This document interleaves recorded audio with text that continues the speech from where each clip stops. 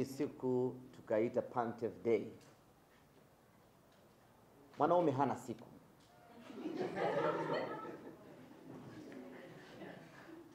Sawa bana eh?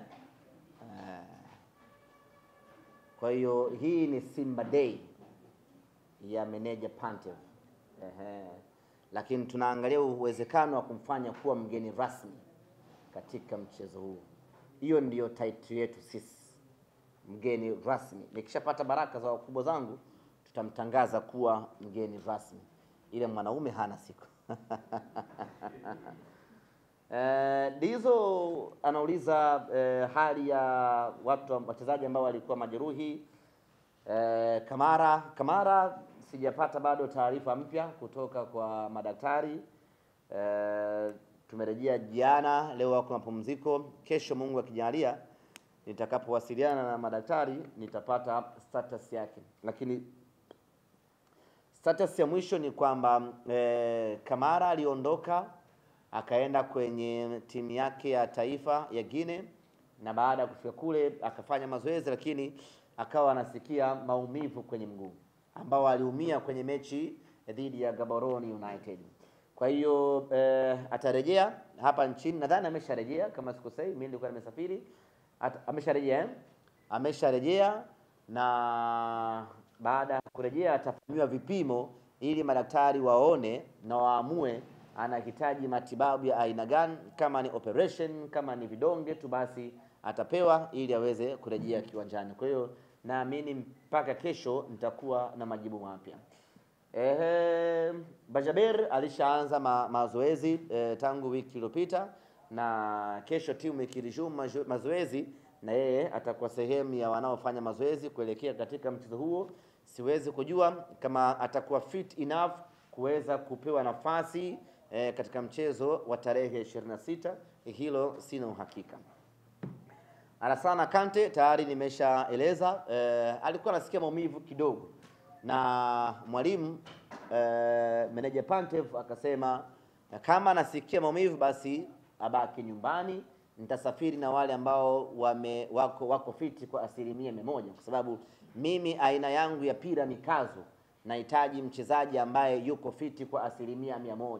Hata kama mtu anauma mafua, meneja Pantev hataki kumtumia kwa sababu mpira wake muda wote ni nginja. Hasa mtu asije akatufia uwanjani. Kwa hiyo mtu akiwa na maumivu kidogo tu anaambia huyo asubiri. Kwa hiyo ameshakaa sawa sawa hivi sasa.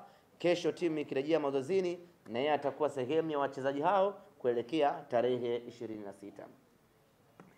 Jadu anauliza hamjafikiria kupunguza kiingilio pengine kwa sababu tayari mambo yameshaanza kuendea vizuri, ama hata kufanya bure kabisa. Ni msiba peke yake ndio hauna kiingilio. Umenelewa eh? Ni msiba peke yake ndio waga bure. Lakini starehe yoyote iliyobaki hapa duniani ina kiingilio chake. Na Simba Sports Club tunakwenda kwenye starehe. Na tena sio starehe ya kawaida, ni starehe ya kiwango cha hali ya juu mno. Ni starehe ambayo inakustarehesha mwili wako wote. Ni starehe ambayo inaburudisha akili yako. Ni starehe ambayo inafurahisha macho yako. Ni starehe ambayo inakuacha ukiwa na roho nyeupe mwaka mzima. Starehe ya namna hiyo huwezi kuingia bure my brother. Lazima ulipe kiingilio ili uende ukastarehe. Haiwezekani Abraham Morris akuburudishe wewe bure. Haiwezekani. Haiwezekani Nabi Kamara apige visigino pale vya bure. Haiwezekani. Haiwezekani Wilson Nangu afunge goli la kichwa pale bure. Haiwezekani. Haiwezekani Simba mweusi Jonathan Soa awapige watu venga vingi pale kwa bure.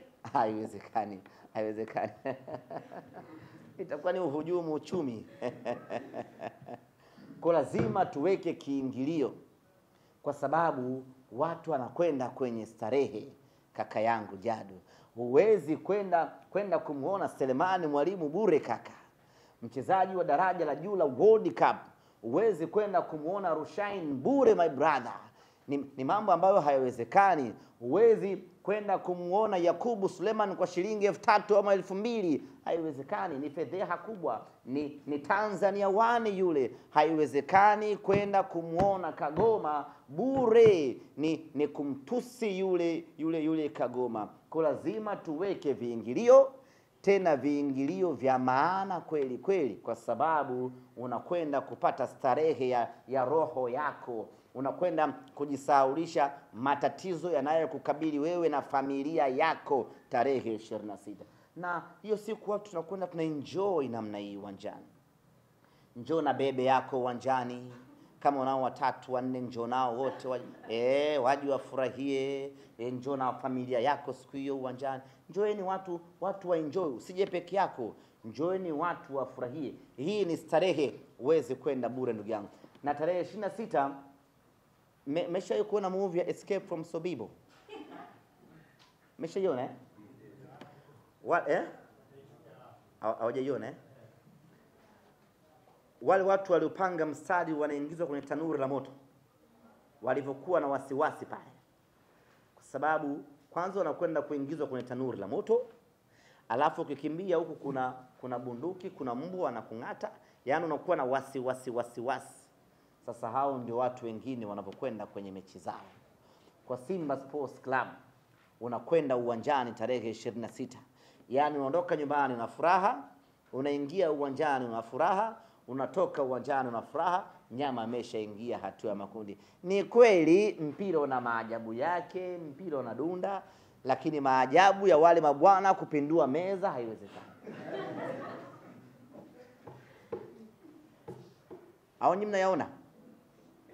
Yaani sisi Simba Sports na akili zetu, yule Nsingizini la kwanza, la pili, la tatu, dakika 90 hata tucheze miaka 3 ndio watapata goli moja kila mwaka mmoja. Jamani, natumai tumemaliza Kila mmoja ameridhika hapo Tuna kila sababu ya kuonesha tofauti ya sisi na wengine. Sisi ndiyo timu pekee ambayo imepata ushindi ugenini kwenye michuano hii ya kimataifa kwa timu za hapa Tanzania. Usijisumbue kunitajia na hiyo nyingine. Zanzibar sio ugenini. Kwa hiyo ninajua ninachokisema. Sisi ndio timu pekee ya Tanzania ambayo imepata ushindi ugenini. Kwa hiyo tuna kila sababu ya kujivunia hii tunu tuliyobarikiwa. Na tuna kila sababu ya kutamba tunavyoweza kutamba, kwa sababu sio kazi nyepesi hata kidogo kumtandika bingwa wa taifa gumu la soka kama Eswatini mabao 3-0. Kwa hiyo tunaposema tunalazimika kwenda uwanjani, tunakwenda uwanjani kuonesha kwamba sisi ni tofauti na watu wengine. Na kila mwana Simba anawajibika kulipa kiingilio chake cha kuingia uwanjani. Nimeona timu nyingine zimeanza kuombana mechi zao waende bure. Ndugu zangu ni wana Simba, sisi sio watu wa viwango hivyo.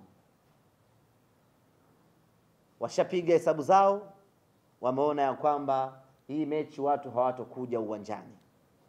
Wameanza kampeni watu waende bure.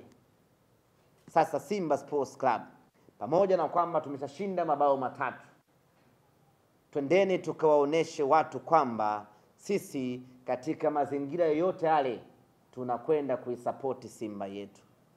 Mwaka jana Simba tumecheza mechi na Al-Masri, tukapasuka goli hizo, goli 2-0.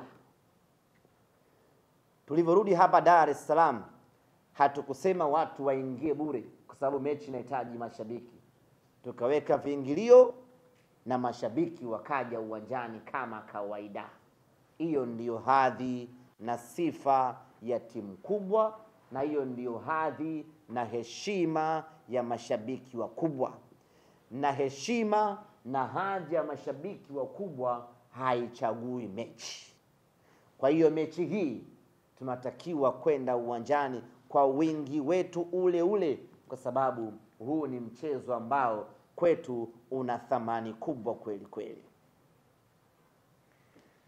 Ndugu zanguni, niruhusu nimalizie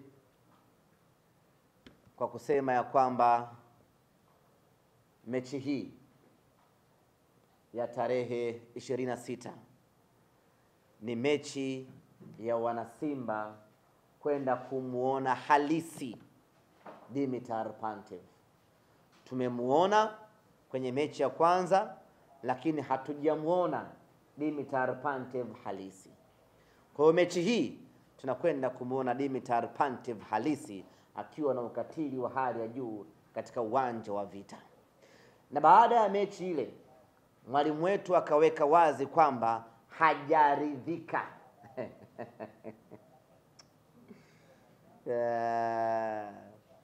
Mwalimu akaweka wazi kwamba bado hajafurahishwa. Mwalimu akaweka wazi kwamba bado hajafurahi na kiwango cha timu yake. Kipo kitu ambacho mwalimu anakitaka kikubwa zaidi. Inawezekana mimi na wewe mwana Simba hatukijui, lakini mwalimu kasema kwamba yeye bado hajaridhika. Na kwa kuwa mwalimu amesema yeye hajaridhika na kauli mbiu ya mchezo wetu huu wa tarehe 26, tunasema ya kwamba hatujaridhika. Hatujaridhika wana Simba kwa magoli tuliyoyapata. Hatujaridhika wana Simba kwa ushindi tulioupata. Hatujaridhika wana Simba kwa kiwango tulichokionesha. Tarehe 26 tunataka zaidi. Tunakwenda na kauli mbiu ya mchezo huu ya kwamba hatujaridhika, tunataka zaidi. Asante sana. Kuna maswali?